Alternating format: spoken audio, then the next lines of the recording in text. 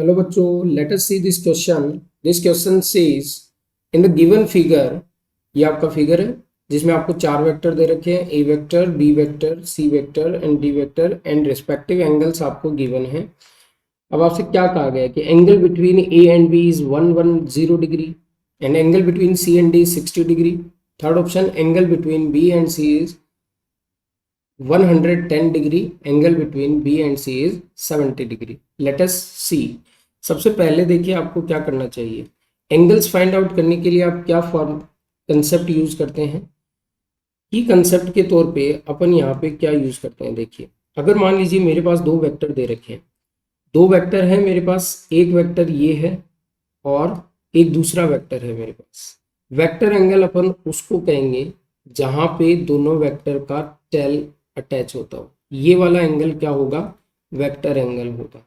Okay, ये वाला vector angle होगा। अब गिवन जो डायग्राम है उसमें अपन रिस्पेक्टिव वेक्टर्स को अपन इस क्वेश्चन के अकॉर्डिंग अपन यही काम करना चाहेंगे अपन। अब अगर मान लीजिए दो वेक्टर का, अगर मान लीजिए ये वेक्टर है इस तरीके से और यहाँ पर आपको इस तरीके का एक वेक्टर दे रखा है, से ए वेक्टर एंड से बी वेक्टर।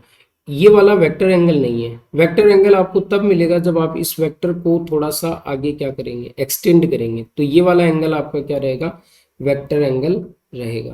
ओके, इस तरीके के कॉन्सेप्ट अपन यूज करके इस क्वेश्चन को देखते हैं। चलिए, here in this question A vector आ गया मेरा, ये मेरा बी वेक्टर, ये सी वेक्टर आ गया और ये वाला अपना आ गया D vector. Okay, angle respective दे रखे हैं, 60 डिग्री दे रखा है and here is 110 and here is 70 degree and this one is 120 degree।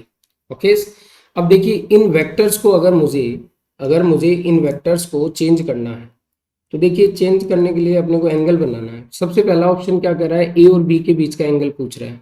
तो ये अपना ए वेक्टर है और ये अपना बी वेक्टर है। तो अगर मैं यहाँ देखिए इसका तो हेड आ गया है और इसकी क्या आ रही है, टेल, तो ये एंगल वेक्टर एंगल नहीं है।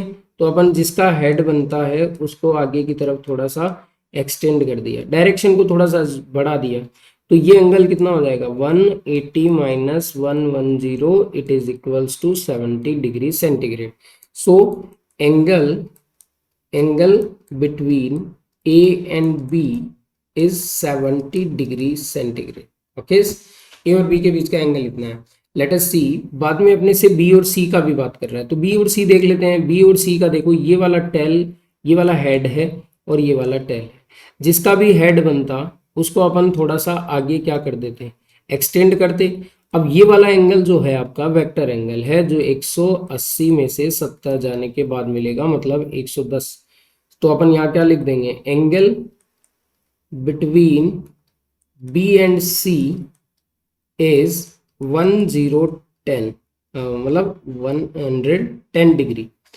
अब अपन क्या करते हैं, सी और डी का एंगल बनाते हैं। सी और डी का एंगल बनाएंगे तो सी और डी का एंगल देखिए, सी कहाँ है, सी ये रहा और डी ये रहा, दोनों का ही यहाँ पे क्या बन रहा है, हेड बन रहा है। तो अपन इन हेड्स को क्या करेंगे, थोड़ा सा आगे की तरफ एक्सटेंड करते हैं। यहाँ भी अपन क्या करेंगे, थोड़ा सा आगे की तरफ इसको एक्सटेंड करेंगे। तो यहाँ बी और सी के बीच का एंगल तो 120 डिग्री आएगा। Angle between B and C, C and D is 120 degree. चलिए एक और बच गया है ऑप्शन में, ए और सी के बीच का एंगल और देखना है क्या, नहीं, सारे ऑप्शंस क्लियर है। तो देखिए फर्स्ट वाला एंगल तो 70 डिग्री, तो पहला ऑप्शन क्या है इसका, रॉन्ग।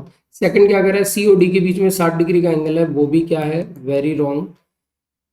और अगर आप थर्ड की बात करें, angle between B and C is 110, ये वाला ऑप्शन क्या है आपका, ट्रू है। डी, एंगल बी और सी का 70 है, बिल्कुल नहीं है, तो ये भी गलत है। So final answer is option C, 110 degree between B and C. Hope you understood it well, best of luck.